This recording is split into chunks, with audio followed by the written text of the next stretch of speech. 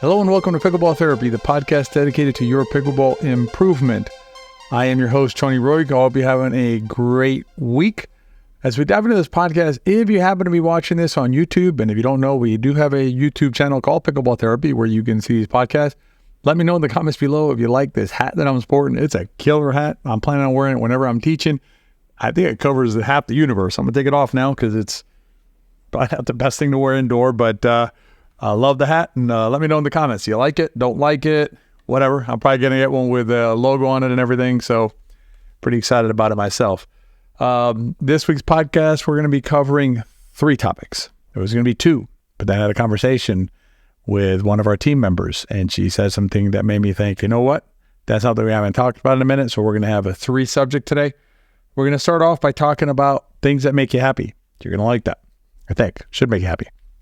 And then we're going to talk about, in the main section, we're going to talk about Self 1, Self 2. It's from The Inner Game of Tennis by Tim Galloway, one of the seminal books in the area of mental training, and something that we're adding another wrinkle to it inside our book coming out hopefully the next couple of months. But I'm giving you sort of a sneak peek into the book by teeing you up with Self 1, Self 2. And then in the riff, we're going to talk about too much mental training. Is there such a thing? As we dive into the podcast, you probably already know by now that we have a Pickleball Academy that has courses that are specifically designed to meet you where you're at, right? So if you have a specific concern that's going on in your game, it's has all sorts of courses in there. The one that I wanted to talk about this week a little bit is one called Partner Play. I played this morning, and it's interesting to see it's one of those situations. There's 4 players, and we rotate different partners. And when you have a partner who is that you jive with, it doesn't necessarily mean that they have to be exactly like you or that they're all rah-rah for you, even though that's good too. It really changes the energy. And it reminds me of this last weekend, one of our team members, Kylene, played in the tournament, in the APP tournament in New York with her friend Jess. And they were hugging all the time, and the energy was so positive, and ended up with a bronze medal, So that positive energy goes a long way, and that partner play is really helpful to understand how to play with a partner. Because remember, when you're playing doubles, it is a team sport. All right, let's dive into the makes me happy. So this is a quick little section I wanted to do to remind us of, that despite all the things that not despite, but keep context. So what happens is, like as a coach, as coaches, CJ and I are going to share with you concepts that we know will help you play amazing pickleball, right? We know that these concepts, big picture will get the job done. Okay, they're very effective. They're effective strategies. That said, you got to be happy. Right? You should be happy when you play pickleball. And what I was reminded of was one of our team members played a lot of volleyball back in the day. Still plays a little bit, but more volleyball player before pickleball. And she just loves jumping for balls, right? And so we joke with her about it, like when she's hitting a volley that's maybe around her shoulder, around her head, she still jumps up to hit it. Now, mechanically, is that the best thing to do? The answer is no, but who cares, right? And she said, we were talking about it, and she said, it just makes me happy. And I was like, great reminder. If it makes you happy, please, by all means, continue doing it. As long as you understand why you're doing what you're doing, continue doing what you want to do. The other things are like, if you want to have a hard serve, you want to learn a kick out serve, you want to learn how to spin the ball because it makes you happy, that's fine. And now if you're doing those things because you think they're strategically sound or because they're going to improve your play, then you're on the wrong path. So, as long as you're clear on why you're doing it, don't lose sight of being happy, and adding things to your game that simply make you happy and make you smile. All right, let's dive into the heavy subject today. So Tim Galloway wrote this book, Inner Game of Tennis. I want to say might have been in the 70s, 80s, I'm pretty sure at the latest. But it was a seminal book on the mental game, right? On any kind of sports psychology. There really, if there was anything going on back then, it was, super academic and all that stuff. And so Tim Galloway wrote this book, The Inner Game of Tennis. It became so popular that, it became like the inner game of everything, inner game of golf, inner game of this. I think they have an institute called The Inner Game. Anyway, one of the concepts that Tim developed and he articulates in the book, which is, I would suggest is probably the most powerful concept, or a couple of most powerful concepts in the book, is this idea of self one, self two. And basically he explains it. It's explained like this, so you can understand it. So, you're playing a match and you get an easy volley to put away and bam, slam it into the net, right? Or hit it 5 feet out, whatever your tendency is when you miss those type of shots. And what happens a lot of times is there's a voice that pipes up and says, Tony, man, I can't believe you screwed that up. How'd you mess that shot, right? And so what he starts doing is, what Tim says, well, hold on a second here. What's going on? Who's talking to whom, right? There's only Tony on the court. Tony's the one who missed the shot. And so he says, you know what? It's going to be helpful if we start thinking about these two selves, these two parts of ourself as self one and self two, right? Self one, he calls the talking self, right? That's the self that is the one that said to you, Tony, or said to me, hey, Tony, how'd you miss that volley? And then self two is the doer. So self two is a part of you that actually hit the volley. The part of you that hit the ball is self two. The part of you that talked about it is self one. And the basic premise, I'm giving you a real rough sketch here. If you want to know more, I can't recommend the book highly enough to you. If you're on a serious mental journey, the book is really good. I'll tell you where to get it at the end of this section, because I'm going to give you a place where you can get a lot of things that'll help you with your game, including this book. But so the idea is this. So self two is the part of you that actually does the things that gets you through the day. And if you want to think about it, think about self two this way. So this morning, you woke up at some point and you got out of bed, and if you're my age, you probably went straight to the bathroom, or you went to go get a cup of coffee or a glass of water, whatever you do the first thing in the morning. Self two did that for you. Okay. Self one didn't really need to get involved too much, right? It's not like you need to get up out of bed and go gee, I need to go to the bathroom. Where's the bathroom in my house? Self two just kind of autopilots you from your bed to wherever you're going next. At some point, self one will activate, what do I have on the calendar today or whatever, right? But self two is doing a lot of the work for you. Another way that we like to explain it is when you get somewhere in your car, usually you open your car door, you put out your left leg first, probably if you're the driver, and then your right leg, and then you stand up, and then you start walking, right? Left, right, left, right, left, right. But you don't really have to say anything to yourself, right? It seems kind of silly, right? To go left foot, right foot, left foot, right foot. So that's self two. Self two can do a lot of stuff. And if you think about it in the pickleball context, think of someone who's never played a racket sport before, never held any kind of ping pong paddle, tennis racket, racquetball, nothing, right? And you take that friend of yours out to the pickleball court with you, and you hand them a pickleball paddle and a ball, and you say, I'd like for you to hit the ball in that direction, right? You point to the other side of the court. And you want it to, and as you say, and I want you to make the ball bounce over there. It may take them a few tries, right? But without any additional instruction, your friend is probably going to be able to hit a ball over the net into the other court with no training, no hold the paddle like this, no nothing, right? That is self two. And the key to take away here is self two is extremely capable.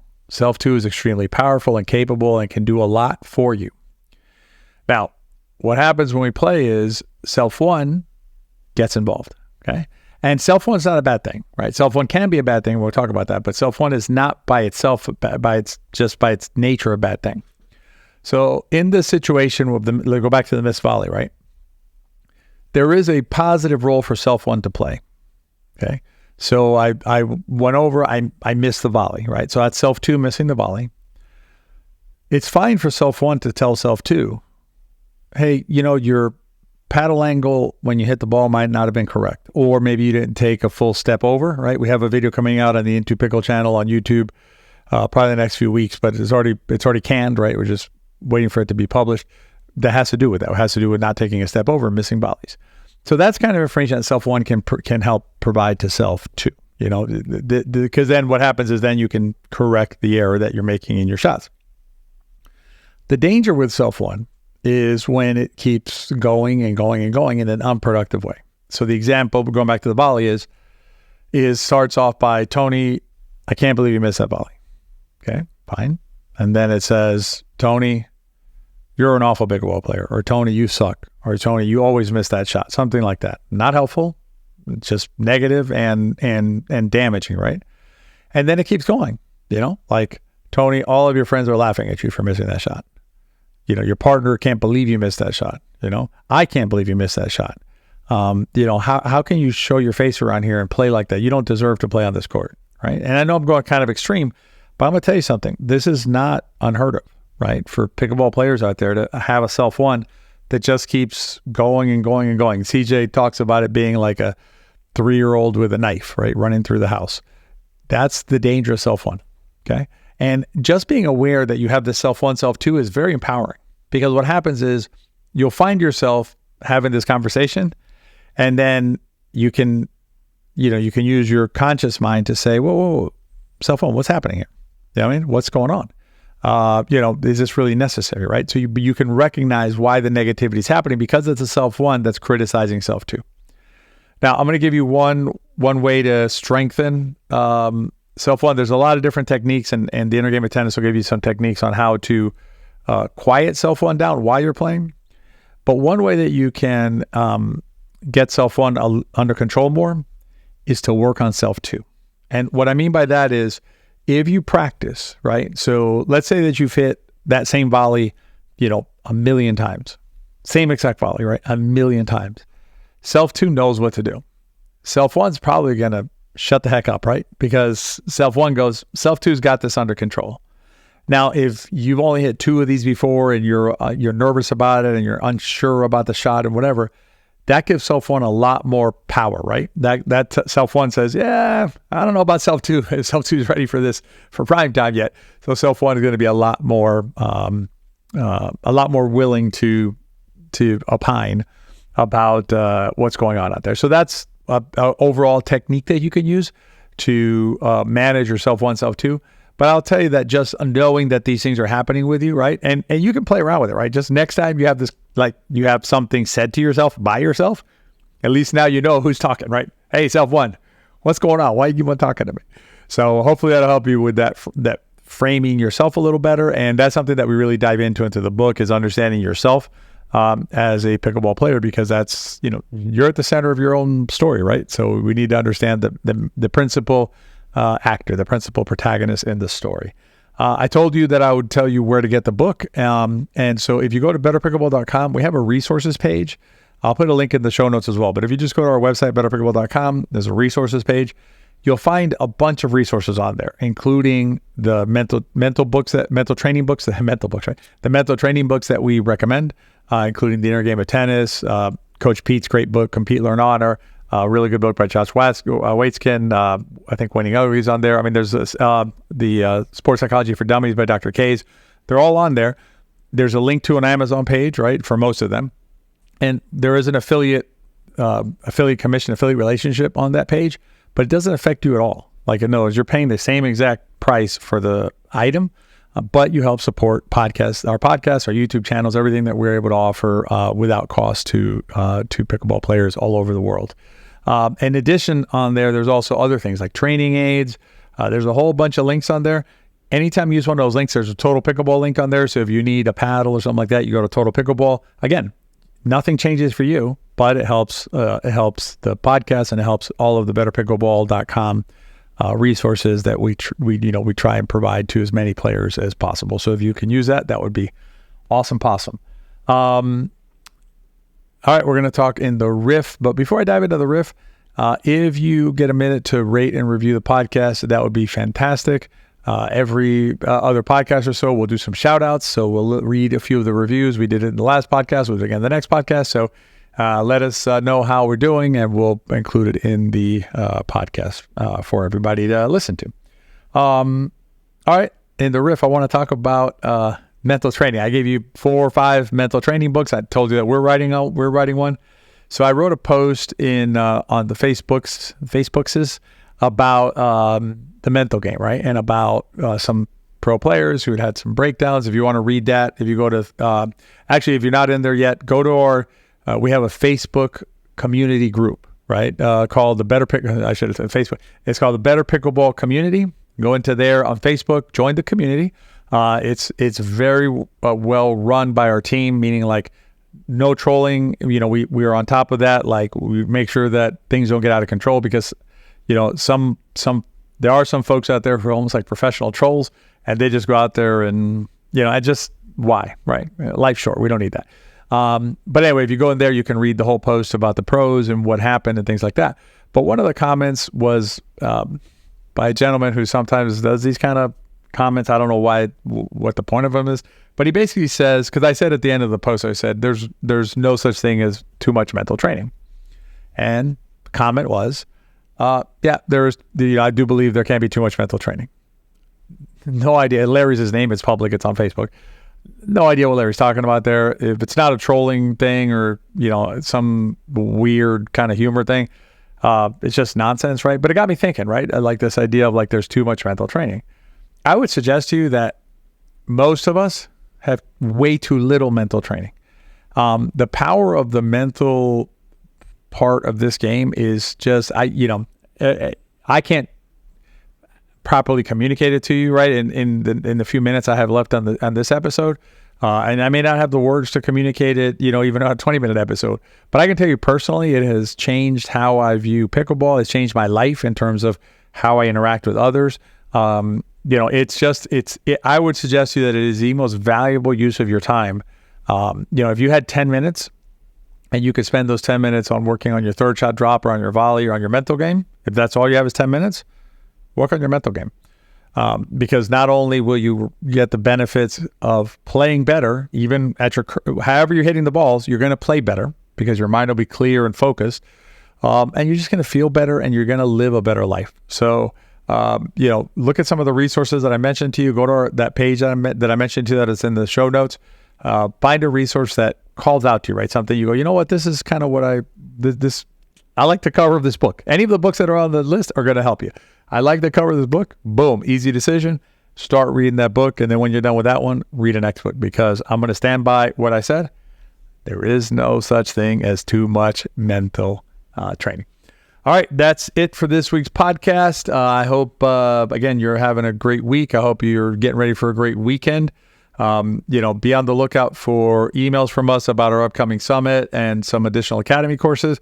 And as always, if there's anything we can do for you, you can always reach out to us, support@betterpickleball.com.